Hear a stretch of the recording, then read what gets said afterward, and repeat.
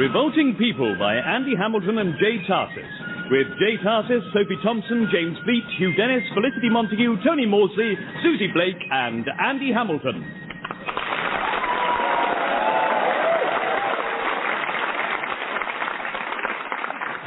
My name is Samuel Oliphant, merchant in comestibles, snuff, and sundry gewgaws.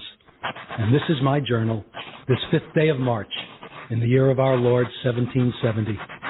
These are turbulent times in the port of Baltimore. Revolutions in the air. Redcoats are everywhere.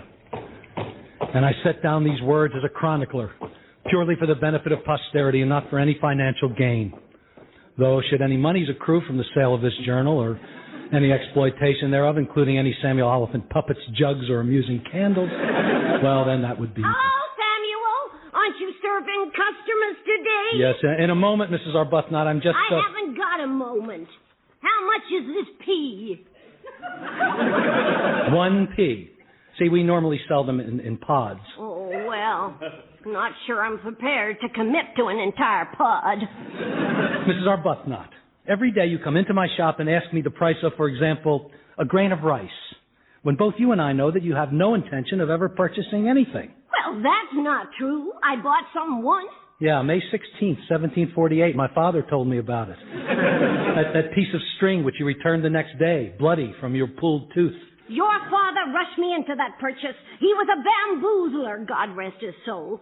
What's the matter with this bread? It's deformed. It's not deformed, it's a pretzel. It's German. Oh, that explains it. I'll not have one of these. Yeah, well, of course not. But please, feel free to finger the rest of my merchandise. I think there's a plum over there that you might have missed. Here, let me squish it for you. Oh, look, Samuel, your cup runneth over. Lots of customers, see? The aptly named Mrs. Breedlove and her brood. Oh, God. Yeah, hello, Mrs. Breedlove. I wonder if you could warn your youngsters to steer clear of that stack of eggs, because... Yeah, well, essentially because of that. Oh, I'm sorry, Samuel. Yeah, think nothing of it, Mrs. Breedlove. It can't be more than 1,000 of them. I can scoop it up and call it an omelet. Ethan, get away from them masks. I'm not Ethan. I'm Edgar. Well, where's Ethan? Aren't those his feet sticking out of the molasses barrel? No, that's Charlie or Simon. Oh, Samuel, there's no rest for the weary when you've got 17 children. Thought it was 19 children. No, I count the triplets as one. Have you heard what's been happening in Boston, Mrs. Breedlove? Oh, yes, it's bedlam. Apparently the British disguise themselves as monkeys and seize the firstborn from every settler's home.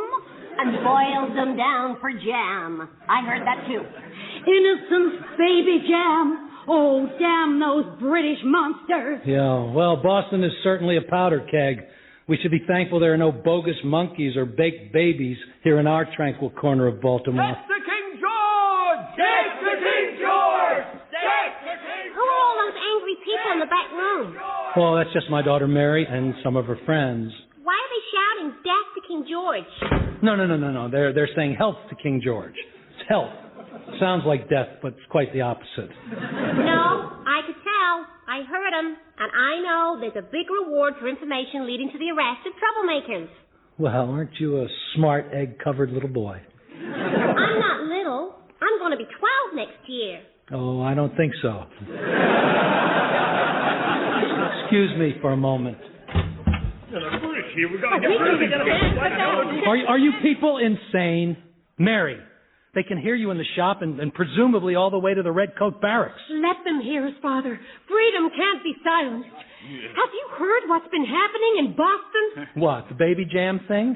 Some patriots have really tweaked the king's nose. Apparently, they disguised themselves as clowns. Clowns? Yeah, that's right. Then they sneaked into the British barracks and nailed all the soldiers' boots to the floor. And what was the point of that? Well, It partially damaged their boots. Yeah, exactly, yeah. And the British thought that the clowns did it. Yeah, but you see... Oh, why must you always be the skeptic, Father? Why can't you just rejoice now that the war is about to begin and freedom's in the air? Well, I don't know why you kids are all so fired up to go to war. We're not kids. We're revolutionaries. That's right. Do you know what war is? It's hell. screaming and blood and limbs flying in all directions and everyone so irritable all the time and women getting letters and then bursting into tears. Yeah, and war, allow me to point this out, will wreak havoc on all your businesses. Every man jack of you. Well, in actual fact, Well, apart from you, John the Gravedigger. And I think that And you, Tom the Musket Maker. Yeah, what about my... And your bandage business would certainly flourish, Ben, but the point is... War would be good for me, too. You sell fudge. People eat more fudge when they're frightened. Fudge and caramel, that's a well-known scientific fact. Very well. Well, war will be horrible for my business because, in my experience, dead people tend to shop less. And if I were you patriots, I'd keep my voice down because you never know who's listening, and General Venables, the king's new commander, is reputed to be a vicious madman. Spy on General Venables. We're not afraid of him. Of course we are. He's a vicious madman. No, we're not afraid. He's cowering behind his garrison walls in Annapolis, trembling in his stinking underwear, because he knows his days on this continent are numbered, and we're the ones doing the counting. Isn't that right, my fellow Americans? How vicious a madman is he? A pox on General Venables. We can't show fear. Actually, I was supposed to go home hours ago. Yeah, me too. Sit down, all of you. For heaven's sake, Mary, you're putting yourself in the most terrible jeopardy. And I've told you many times that I don't want you holding these inflammatory meetings under my roof. Oh, damn. Oh, no, Mrs. Breedlove. I'm sorry, Samuel. The children have tripped over the snuff barrel again. It is in rather a bad spot. Yes, I see. It's right near the eggs. Have you considered setting aside a special play area for the children as a way of preventing accidents from happening? Uh-huh. In the meantime, perhaps you and Mr. Breedlove could think of a way yourselves. Samuel, your daughter Cora's coming across the street with her fiancé. Love is so strange. Your Cora is such a beautiful woman, and yet she's chosen to marry a man who resembles a warthog. And not a young warthog at that. Please, Mrs. Arbuthnot, it's not your place to insult my future son-in-law. I'll see to that.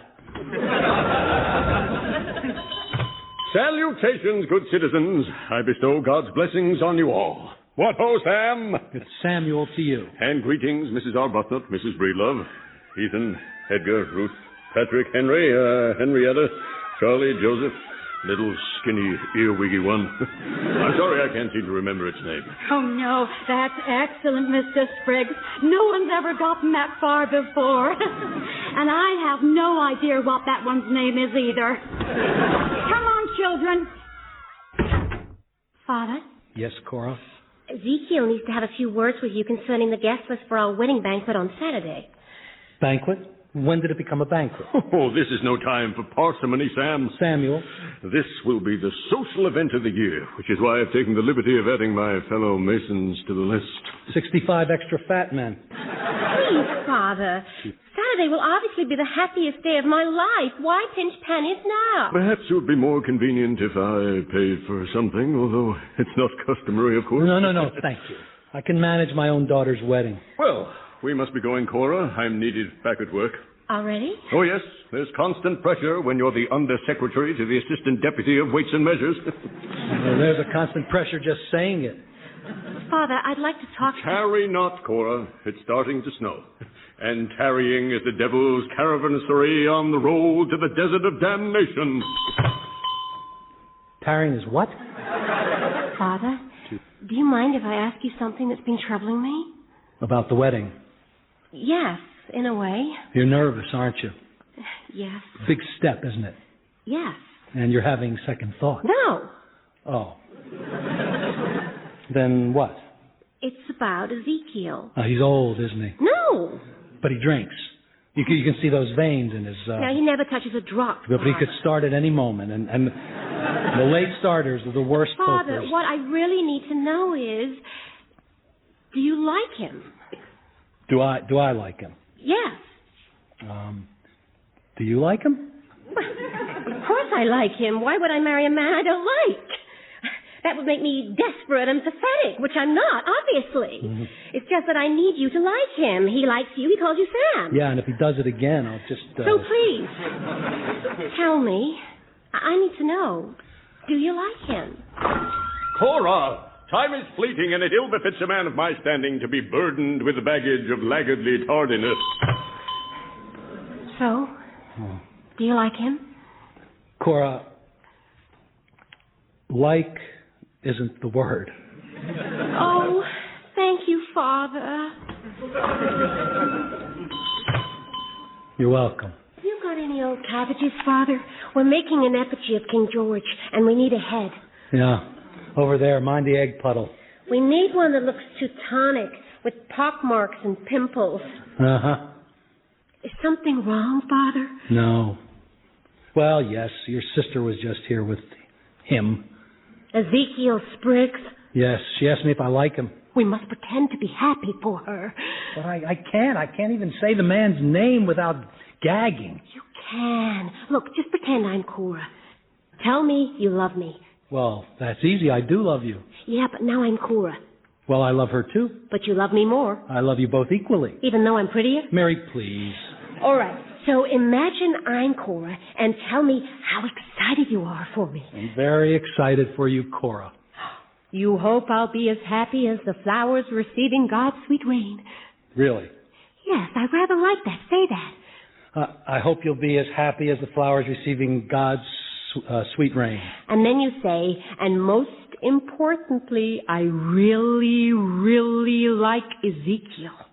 No, I can't. I'll vomit. You can. I can't. I'm feeling all... I keep having this dream that I'm a fox and I'm cornered by giant slobbering beagles. And oh, not the beagles dream again. Giant beagles. My world is falling apart, and I've got no customers apart from the ones who squash my fruit and break my eggs.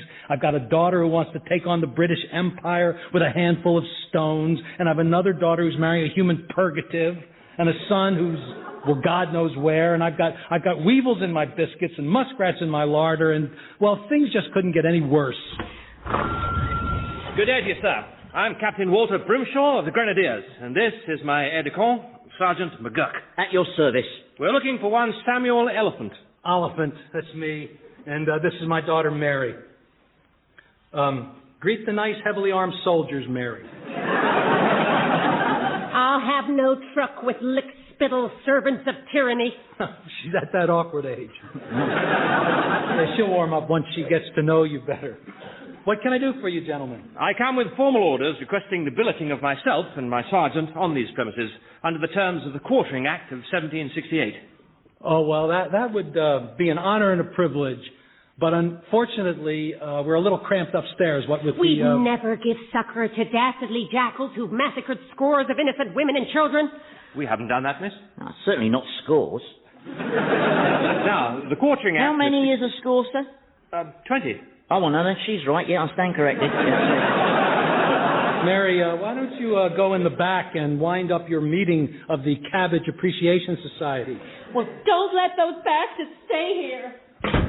Kids, what can you do, huh? I must say, your daughter's got spirit, sir, you know, and I like that in a wench, yeah. That and a nice set of hooters. I beg your pardon? Sergeant, please. I'm afraid the sergeant's manners have been forged in the heat of battle. Yeah, he looks as if he's seen quite a few battles. Some fairly recently. Oh, I've seen my share of combat, sir. See my right arm? No. Precisely. Blown off by French grape shot, or frog shot, as we jokingly call it, on the plains of Abraham. This leg, pure oak. The original was torn off at the thigh at the Battle of Plessis by a cannonball which was meant for General Clive.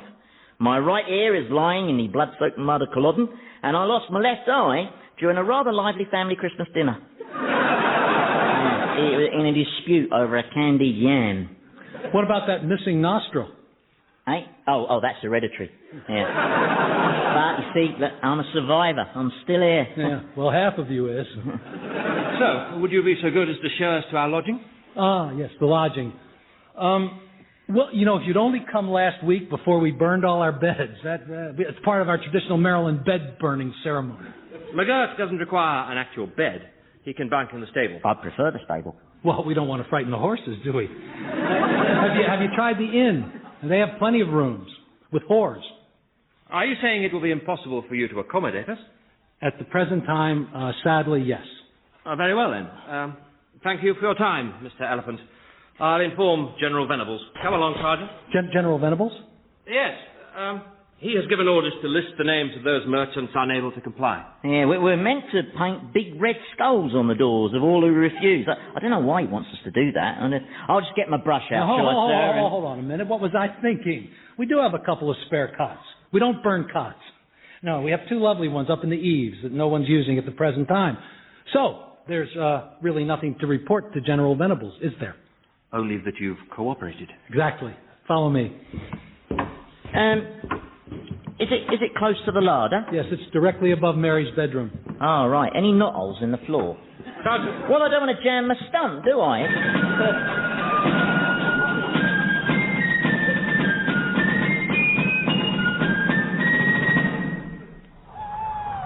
Yo-ho, Father. I'm home from the hunt. Oh, good to see you, Joshua. Just in time to muck out the barn.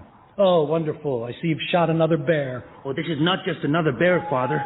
He was the king of the bears. I tracked him for days, and finally we faced each other in a clearing. Our eyes met. We were both scared, but we respected each other because we knew we were two born hunters who were equally matched. Apart from your having the gun. That's right. So I blew his head off. I'll just put it down here.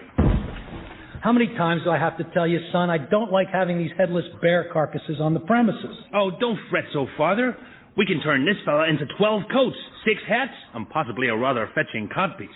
I'll skin it in the morning. Yeah, well, can you use a knife this time? The furrier doesn't give us such a good price when there are teeth marks. No, but with knives, where's the challenge? Can you just come over and help me? But mind your head on that... Oh. Ow. That beam's way too low. It's 7 feet. Do you think I'm too big, Father? Well, you're as big as you are, son. You just have to learn to duck. People laugh at me. Not to your face. Was Mother a huge woman? Are you helping me muck this stall out or not? It's for you, son. You're sleeping the night here. Why? Who's in my room? And he diddled and he daddled in a diddly-di-do with a hey diddle-diddle and a jiggy-jiggy-woo, and he whipped out his diddle-dong and dunked it in a... Sergeant McGurk, please. Yes, sir. Sorry, sir. I'm just an irrepressible Cockney sparrow, sir. It would better serve us, Sergeant, if your manner did at all times befit an English gentleman. I shall be the very model of decorum, sir. Then please have the decorum to get ready for bed and stop peeping through the hole in the floorboard. With respect, sir, I'm actually checking the floorboards for woodworm on account of my leg, you see. What are you doing? Well, unfastening the aforementioned limb, which is customary before retiring. Fine piece of workmanship, eh, sir? Albert Chiswick, master leg maker, made this, a genius. Oh. He's the same Albert Chiswick as made the famous glass knee for the Duke of Norwich. Filled it with water, put a live goldfish inside. Both a working appendage and a conversation piece. Now, you see, look, I could never afford one of those. Maybe one day... Sergeant, could you... Stop talking? Of course. No, could you just cover your... Stump, sir? Yes, I was about to. What are you doing? Just stop that. Oh, got to do this, Captain. It evacuates the parasites. Look at them scatter. Run, you little devils. Run. What is all this? Isn't it hateful enough that we offer shelter to two of King George's tucks? Do we also have to be mercilessly pummeled by incessant clanking and clunking and obscene barrack-room ditties about... Well, we know what they're about. Well, they're folk songs about gathering in the harvest. Don't give me that. And another thing. Stop spying on me. That wasn't me. Then whose eye was peering down at me while I undressed for bed? Oh, yeah, no, that was me. But it was my glass one, you see. So there's no need to get so uppity. Miss Elephant, I must apologize for my sergeant. If you were half a man, you'd exercise some control over your subordinates. But you're obviously just a lily-livered milksop. Madam, there's no call for you to succumb to such intemperate vapors. You condescending glob of English jelly. For a farthing, I'd happily see you disemboweled and your entrails hung out in the square as bunting. Miss Elephant, may I... It's Oliphant. Mary Oliphant. Remember that. And remember that I hope you choke on the stench of your own infected bile, you bottom-feeding, slime-encrusted, maggot-infested sack of putrid rat piss. You're in there, sir.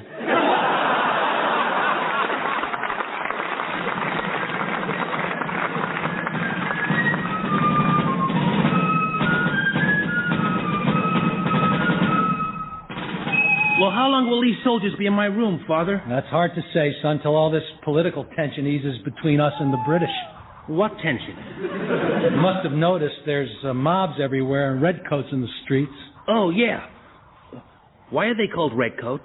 Well, because of the color of... Just pass me that pitchfork, can you? No. Don't throw it. Oh. Whoops. Oh. Sorry. Lucky you're not as tall as me, Father. You'd have prongs in your belly. Yes, I feel fortunate to be suspended here by my neck. Do you think you could pry that pitchfork? Mother had a red coat. Was she British? Actually, son, I'm sort of struggling to breathe a bit here. The red coat's my only memory of Mother. What was she like? I'm kind of blacking out, son. Oh, right. Oh. She was pretty, wasn't she, Father? Well, look, there's a bat in the rafters. I heard a rumor about Mother once. I heard that the Algonquin Indians saw her bathing by the river and were so overcome by her beauty and her long flaxen hair, they carried her away into the hills and made her their queen. Yeah, well, yes, that's probably what did happen. Good. Glad that's sorted out then. But I heard another rumor. Oh, really? That she was hanging out the washing and she was seized by trolls who dragged her underground and forced her to work in one of their bawdy houses. Son, you're going to hear a lot of rumors, some involving trolls, some involving Indians, some even involving acrobats. But the honest truth is that your mother upped and left one day, and I don't know where she went. And that's all there is to say. I see. Oh, just listen to that wind. This blizzard's getting worse. I hope that doesn't bode ill for Cora's wedding. Wouldn't it be just terrible if we had to cancel it? Oh, yeah, tragic pity. But the way this storm is setting in on Saturday, I don't think you'll be hearing those wedding bells. Just listen to those bells. Aren't they magnificent? Yes, I hear them, son. The snow's practically melted. This time yesterday, it was 2 feet deep. Yes, I know. But you must have sensed today would dawn like this because you stayed so cheery yesterday, grinning and whistling. And the deeper the snow, the more you whistled. And then you turned that cartwheel. Will you just button your big fat lip? Where's Cora? Her carriage was directly behind ours. Well, her horse did seem to be struggling rather. Coughing and spitting. At one point, it even stopped to thump its chest with its hoof. Well, the smithy gave me a good price, and you don't look a gift horse in the mouth. Especially when it's spraying phlegm at you. Morning, Samuel. Gigantic Joshua. Lovely day for a wedding. Who'd have thought 2 feet of snow would melt just like that? Just like that. This way to the church, Mrs. Arbuthnot. The service is about to begin. Oh, I'm not here for the wedding. Someone forgot to invite me. So I'm just going to stand outside the church and heckle. Have you heard what's been happening in Boston? More baby jam? No. Apparently some brave colonials torched a British frigate and then hid on a nearby dairy farm where they disguised themselves as soft cheeses. Soft cheeses? Oh, yes. It's already the stuff of legend. They're calling it the Boston Brie Party. You can say this stuff because you're old, right? If you need me, I'll be up on the hill with all the other gawping biddies. Morning, Mr. Oliphant. It's Oliphant. I said Oliphant. Oh, sorry, yeah. Good morning, Captain. Sergeant McGurk. Why the hurry? There's a report of a minor disturbance in the town square. Oh, right. So I'd better cancel the wedding then and send all these guests to the safety of their houses. No. No, please. Really, it would be irresponsible not to. There could be bloodshed. Oh, there'll be no bloodshed. General Venables has authorized the use of force only to crush treasonous resistance. Well, what constitutes treasonous resistance? According to the General, any effigies of the king involving the use of vegetables. Well, I still say we should disperse the guests. Joshua, clear the church. Why are you so keen on cancelling this wedding? Where is my bride? It's impertinent to make a man of my nobility wait. Look how my face powder runs with sweat. Oh, I see why. Yeah. My condolences, Governor. Come, Sergeant, we have military business. Aye, sir. Oh, not quite so fast, though. My leg's on the wobble. I think the thread's gone. Well, that's true. It's the hot man. Aye, sir. Oh, there it goes. No chance of a piggyback, I suppose, is there, sir? So, where is the bride, Sam? It's that sway-backed horse you leased for Cora. Probably gone lame. This is what comes of your vulgar little economies. Yeah, well, let's just hope Cora hasn't stood you up and left you to stand humiliated at the altar. An amusing notion, Sam. A man like me being jilted. How absurd. Spirit my bride indoors the moment she appears, Sam. Lucky Cora. He's quite a catch, isn't he, Father? Oh, yeah, he's a humdinger. Hello, Father. Joshua. Wedding over yet? Mary, I thought you were in the church. Oh, I was, but I just nipped out to... You've been in the town square causing mischief, haven't you? Well, what makes you say that? Your dress is muddy, your face is dirty, and you're holding a cabbage with a crown stuck on top of it. And? Oh, look, here comes the bride. Look at me, just look at me. Mother's dress ruined. My hair all limp and stringy. Oh, where's your carriage? Oh, the driver said he couldn't take me any further. Well, why not? Because he had to bury the horse. Look how late I am. Ezekiel must be furious. Yes, he's decided to cancel. No, he hasn't. Come, Joshua, let's go inside. Well, this is it then, Father.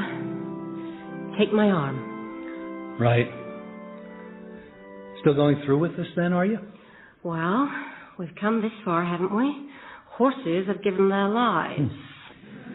Right. Well, in that case, there's something I'd better say to you. Yes, Father. I love you, Cora. I love you too, Father. And I hope that you'll be as happy as the flowers receiving... God's sweet rain? Yes, precisely.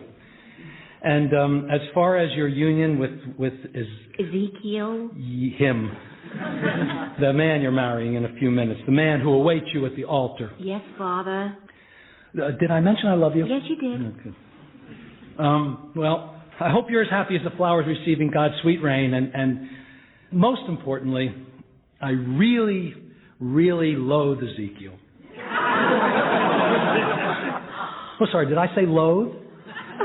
Yes, you did. Damn. Oh, well, still I managed to say his name. That's a start. We can probably build on that. Revolting People featured J. Tarses as Samuel, Andy Hamilton as Sergeant McGurk, Sophie Thompson as Mary, and James Fleet as Captain Brimshaw. Ezekiel was played by Hugh Dennis, Cora by Felicity Montagu, Joshua by Tony Maudsley, and Mrs. Arbuthnot by Susie Blake, with Penelope Nice and Michael Fenton Stevens. Revolting People was written by J. Tarses and Andy Hamilton and produced by Paul Mayhew-Archer.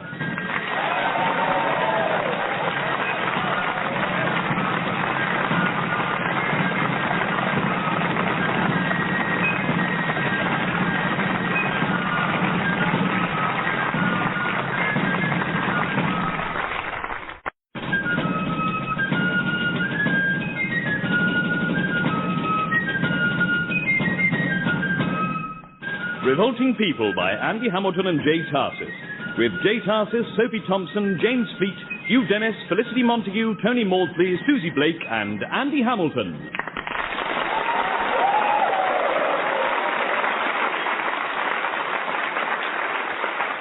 This is the Journal of Samuel Oliphant, merchant in comestibles and sundries, all at competitive prices and with free home delivery, unless you live in Indian country or down the Irish end of town. 1770 continues to be a turbulent year, with the anti-British feeling growing ever more intense. I said shop. Only last night some radical hotheads tried to tar and feather a customs officer, but they ran out of tar and could only do up to his kneecaps. Though they did coat the rest of him in cow dung. You can't ignore me, Samuel. I'm a customer. No, Mrs. Arbuthnot. A customer is a person who buys things. You're a person who stands around not buying things. I don't know the word for that. Are you suggesting I just come in here every day because I'm lonely? Well, are you? No. Because that's a vile slander. And if you repeat it, I'll employ the services of Mr. Snavely, the lawyer, and he'll sue you down to your last pair of long johns. But Mr. Snavely has won all his lawsuits, and in every case, the losing defendant has gone on to commit suicide. Did you know that? Yes, I did. He mentions it in all his advertisements. So I am not lonely. Got that? Yes. Have you heard what's been happening in Boston? You mean the massacre? That's right. Some Turkish soldiers were massacred by Cossacks. No. Americans were massacred by British soldiers. Well, if you're going to quibble, Samuel, I'll not converse with you. Yeah, well, that's fine by me, Mrs. Arbuthnot, because I'm trying to progress with my journal. Now. In this journal of yours, have you mentioned your daughter's disastrous wedding? I expect not. Everyone's saying it was the most embarrassing wedding since Esther Dobson's. Esther Dobson? Was she the one who was halfway through her wedding vows when she went into labor and dropped twins? Identical twins. Yes, I remember now, yes. They were identical in every detail, apart from their color. One was black, the other was a kind of cheesy yellow. Yeah. Well, nothing that embarrassing happened at Cora's wedding. I heard the wedding banquet was the most humiliating part. I heard that too much liquor led to licentiousness. I heard it was so disgustingly depraved that had the devil himself appeared, he would have made excuses and left. Well, you weren't really there, were you? You must know it was very civilized and most congenial. Most congenial. Father? Oh, there you are. I've been looking all over. I was just bathing my cheek. My, but that's swollen. How did you do it? Right before I led your sister Cora up the aisle, we got involved in this slightly fractious conversation, and she became somewhat emotional and accidentally jerked her head into my face. 7 times. Well, women are emotional creatures, Father. It's because they're made of sugar. Sugar? Mm-hmm. And spice, yeah. It's one of the basic laws of science. Mm-hmm. Son, I think you may have confused the law of science with a nursery rhyme. Oh, no. Not again. I try so hard. Father, the banquet's about to be served. Time for you to take your place next to the bride. Oh, great. More bruises. Are you saying my sister did that? No, she wasn't herself, Mary. It was nerves. Well, what did you say to her? I only did what any loving father would. I merely pointed out to her that this wedding was a grotesque mistake. And that she was marrying an odious, pompous puffball. I mean, that's all I said. That's all you said? Yes. Well, except I think that, in passing, I may possibly have ventured the opinion that her marriage bed would be a cold, loveless tomb where no passions would ever stir. But apart from that, I kept my views very much to myself. Except for maybe... Well, congratulations, Father. She'll probably hate you for the rest of her life. Yeah, that's exactly what she said. Only without the probably. Perhaps there might be an opportunity for you to redeem yourself in her eyes. Really? When you make your speech, you simply tell the guests what a wonderful man Ezekiel is and how you're proud to have him as a son-in-law. I couldn't compliment that braying jackass in public. I feel like a hypocrite. Oh, there you are, Sam. It's Samuel, damn it. Oh, come, Sam. We are family now. We may eschew the elaborate folderols of formality. Pray be seated, Father. Oh. Don't wince like that. Can't help it. Our guests are all ready to partake of our Epicurean delights. Why don't we just let them eat? Now, you may have noticed, Sam, I took the liberty of inviting a few local dignitaries which somehow overlooked. Uh-huh. Over there, that's the editor of the Pig Breeders' Gazette. And the portly chap with the beard has just been voted Slave Trader of the Year. I meant to invite your new lodger. Captain Brimshaw? Yes, his father is Lord Brimshaw, don't you know, advisor to King George.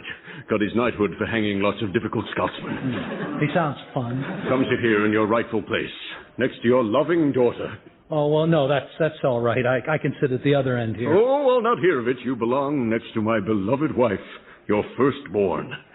Right, I'll just leave you two to chat while I brief the musicians on the length of fanfare to introduce my speech.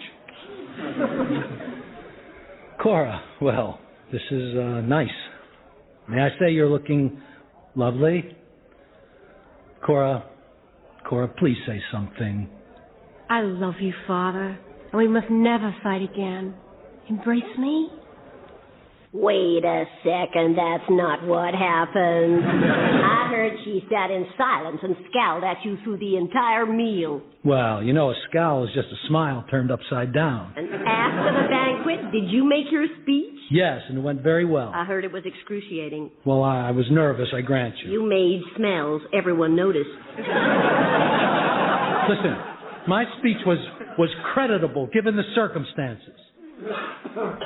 As father of the bride, it's my distinct honor to have to say a few words about this person I must now call son-in-law.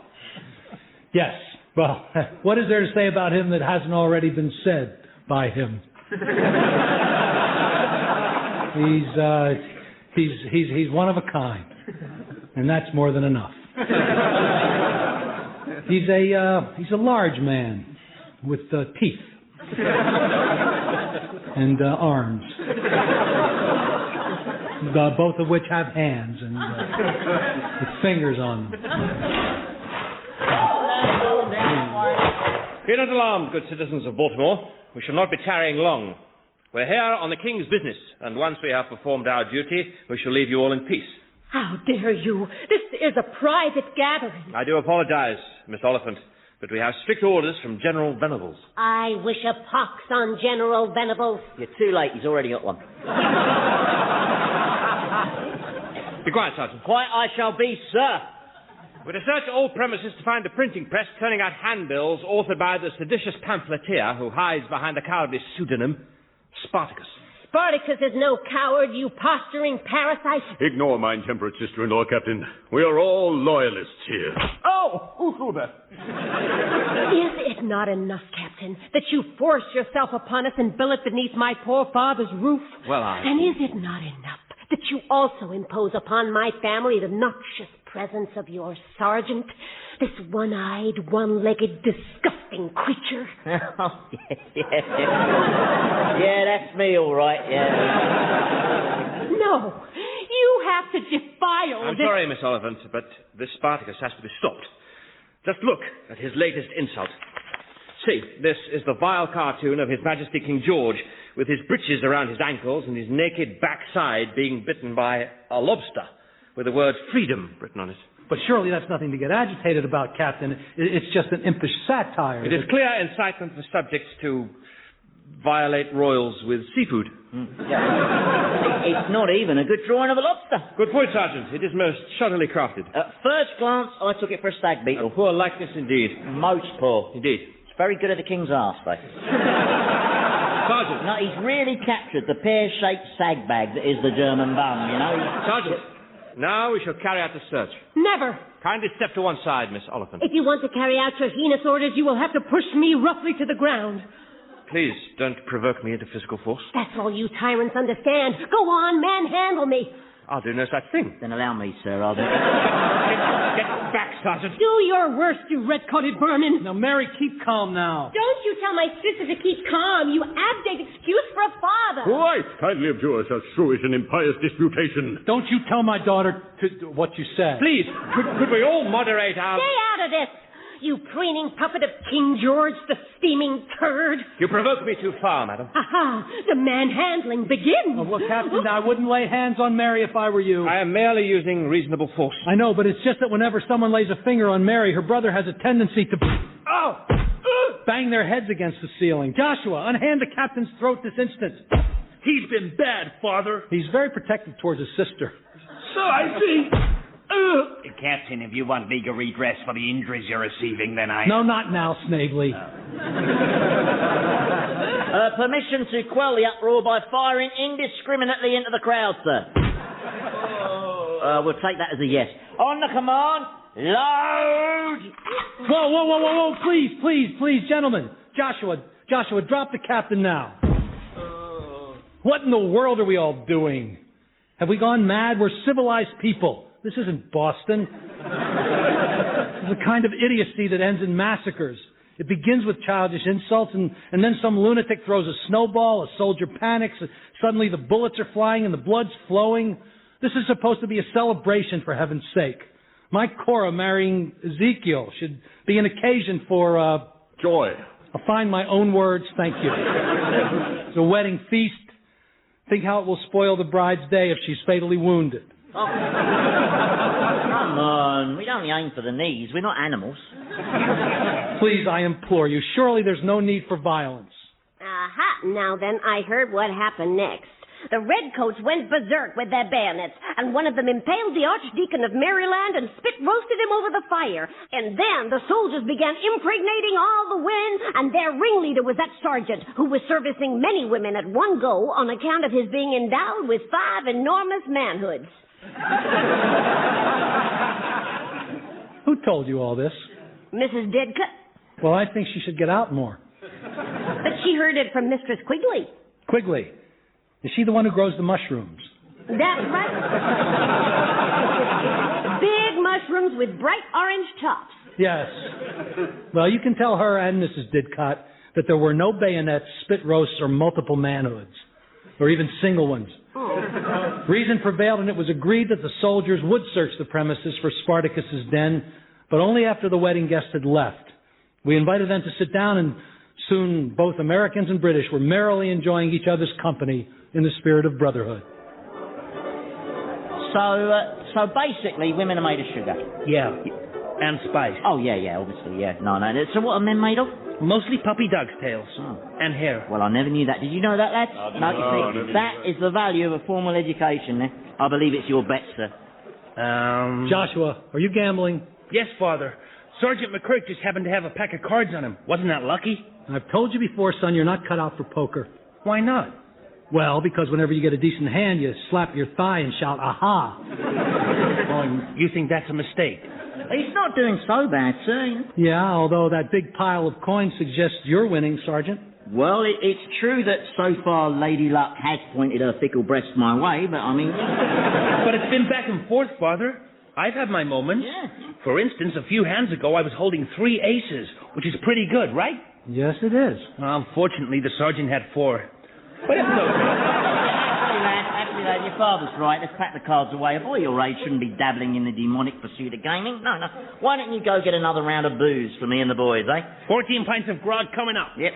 Please don't fleece my boy again, Sergeant. I've heard what scoundrels the British soldiers are, and... Now, let's have no unpleasantness, sir. There's no need for conflict between us, is there now? After all, Americans and British, well, we're just brothers. Divided by an ocean, ain't that right? Well, that's right, yes. We share a common heritage and culture. I mean, yes, some minor differences may have arisen, you know. Minor differences? Yeah, I mean, take language as a for instance. I mean, there are little variations developing. I mean, like you say tomato, whereas we pronounce it correctly. But you see, sir, these are mere trifles and probably not worth going to war over. No, small potatoes. Has anyone seen the bride recently? She's under that table, sir, cuddling a brandy bottle. Oh, no. Does it ever end? Kids are nothing but trouble. Have you got children, Sergeant? Almost certainly, sir, yeah. Somewhere, yeah. I envy you, Sergeant, your way of life. Oh, really? Which part of my life would that be, sir? Is it the starvation and rat-infested living quarters, or the having the bits of your body blown off by grape shot? No. I wasn't so much thinking of those elements. More like the open road, the having no responsibility. Oh, yeah, life's one big party for me, yeah. It's a never-ending carnival. I'm a one-armed, one-legged, half-blind lucky bastard, yeah. Yeah. I bet you wish you were me, eh? Well, yeah. no. I'll tell you what, why don't I rip one of your arms off and then... Boy, you know what? I've really enjoyed our little conversation, Sergeant. But I'd better go and attend to my daughter. Oh, yeah, all right, yeah, fair enough. You walk over there on both your legs. Go on, yeah. Cora, I have to talk to you. Oh, you look familiar. No, don't tell me. Oh, yeah, I know. Didn't you used to be my father? Look, Cora, about the things I said at the church, about your Ezekiel, I'm sorry if I was a little... Or sworm? A little outspoken. But did you listen to my speech? I spoke kindly of Ezekiel. You said he had teeth. And so he does. Well, I did my best, didn't I? Because I love you. Ha! And triple ha! Well, this is the brandy talking. I'd advise you... Oh, good. More advice. Like the advice you gave me on the perils of a miserable marriage, a subject which you be deemed an expert. Cora, the estrangement between your mother and I is a source of great regret. Not for her. Oh, come on, Father. Where's your sense of humor? All I did was speak the truth, Cora. I don't think you feel love or affection for Ezekiel. I think you married him because you're running from your passion for someone else. I don't know what you're talking about. I'm talking about Abraham Smith, the backwoodsman who passed through here a few months ago. Abraham who? Oh, stop it. You had secret trysts with him in the woods, and now he's gone, and you've chosen the quiet life with Ezekiel, where there'll be no pain, but no love and no passion. Well, that's where you're wrong. I love Ezekiel, and our wedding bed will be venue for prodigious marital lust. Great passion all night. Every night we shall make the beast with 2 backs. Sometimes we'll even make the beast with 3 backs. Okay? Cora, please. Now, if you'll excuse me, I have to retire to the water closet because looking at your sanctimonious visage has made me feel nauseous. Well, mind how you stagger. Ow! Joshua! I've told you before, no arm wrestling. Not with Mr. Snavely in the vicinity. Sorry, Father. Dad! I preferred Sam. Captain Brimshaw and I are discussing the politics of the day and would welcome your views. Yes, indeed. Oh, well, I'm not worthy to debate with such intellectual titans. Come, let us be the judge of that.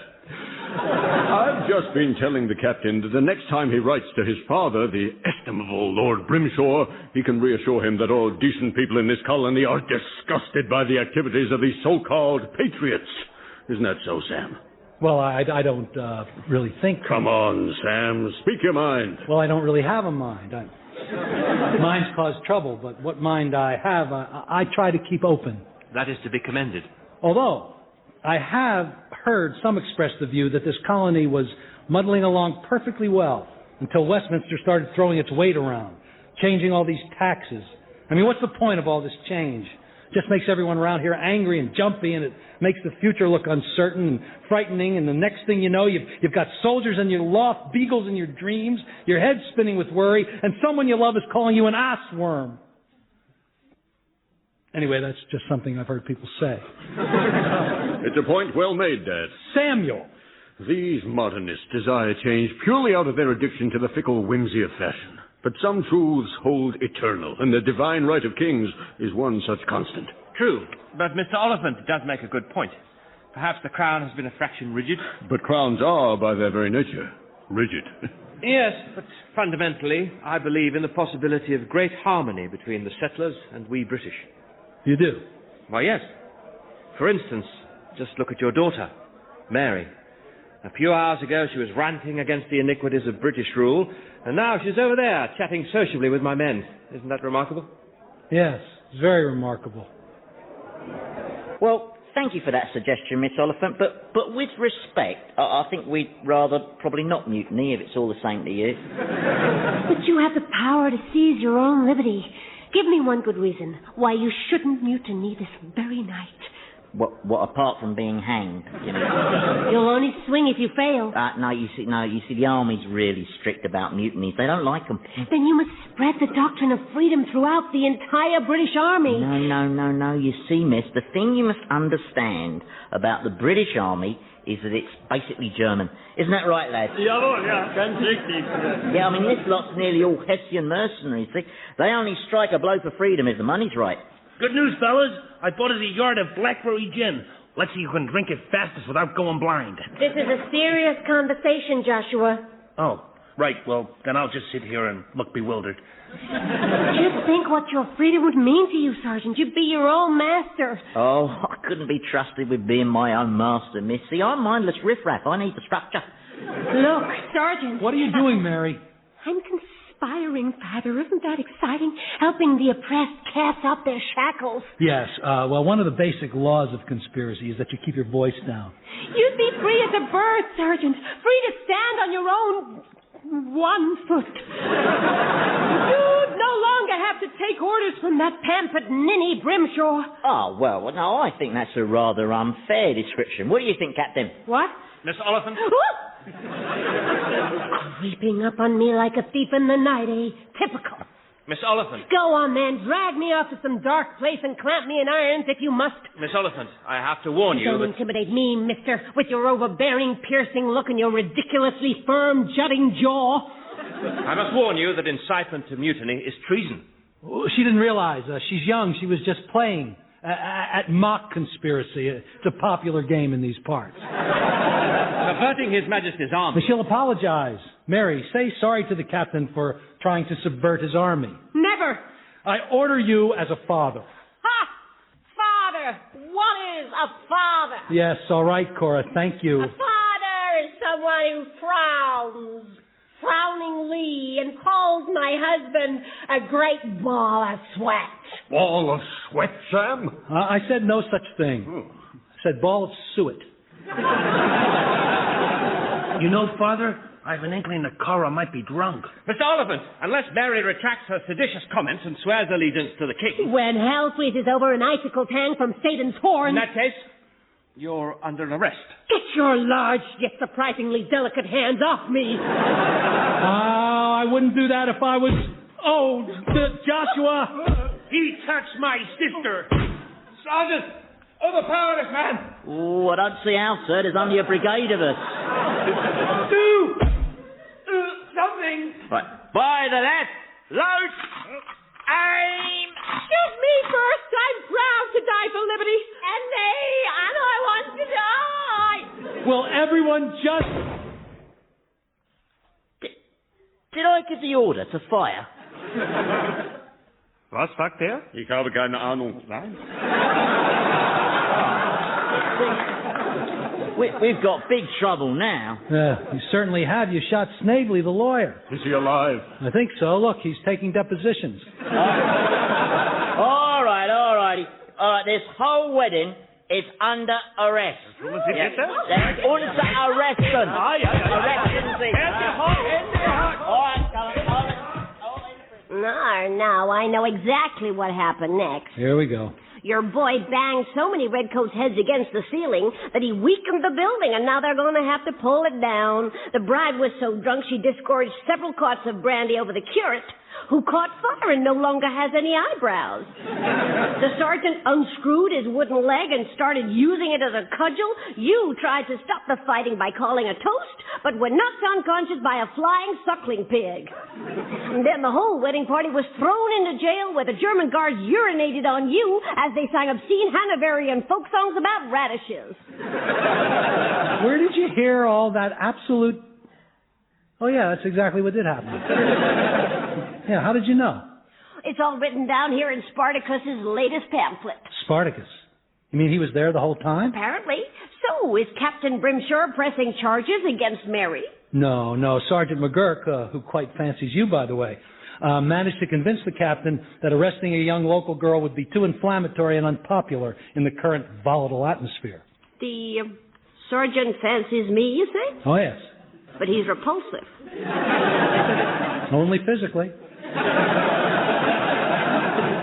Well, all right, and mentally, yeah. Though I have to say, he's not as stupid as he looks. In fact, he's damn crafty, as opposed to the captain who's just, well, silly. The captain sure is pretty, though, in a pointless kind of way. Yeah, well, he seems quite drawn to my Mary. Worse still, I think deep down Mary might have a soft spot for him. Yeah, and I know where that is. Oh, please, Mrs. Arbuthnot. It's only natural, Samuel. Most girls turn a little moist at the sight of a uniform. Stop it. Let's have no more talk of moistness. Now, if you don't mind, I shall continue with my journal. Let's see. My first aim is to find a way of driving these redcoats from under my roof. Samuel? Yes? What time are you expecting Sergeant McGurk back? Well, his patrol usually ends around 5. But I thought you said he was repulsive. Yes, but I like my men repulsive. They're always so grateful. See you later, Samuel. I'll be back to bewitch McGurk with my feminine wiles. Right.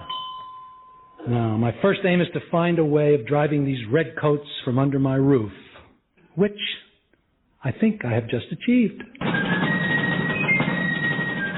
Revolting People featured J. Tarses as Samuel, Andy Hamilton as Sergeant McGurk, Sophie Thompson as Mary, and James Fleet as Captain Brimshaw. Ezekiel was played by Hugh Dennis, Cora by Felicity Montagu, Joshua by Tony Maudsley, Mrs. Arbuthnot by Susie Blake, and Snavely by Michael Fenton Stevens. Revolting People was written by J. Tarses and Andy Hamilton and produced by Paul Mayhew-Archer.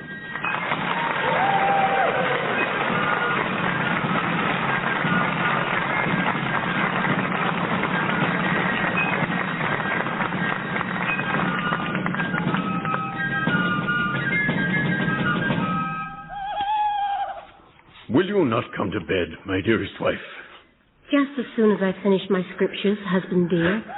Well, we have been man and wife for nearly a week now, and I must admit, after certain events at the wedding, I was concerned that you might be an intemperate and quarrelsome spouse. But no, I was wrong, Cora.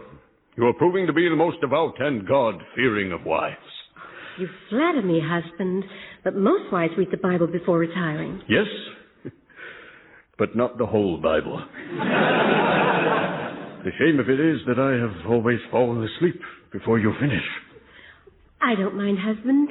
If you are beckoned into the arms of Morpheus, I shall not be offended. You are very kind. How far have you reached? The Almighty has just separated light from darkness and seen that it is good. Oh. Good night, then, dear wife.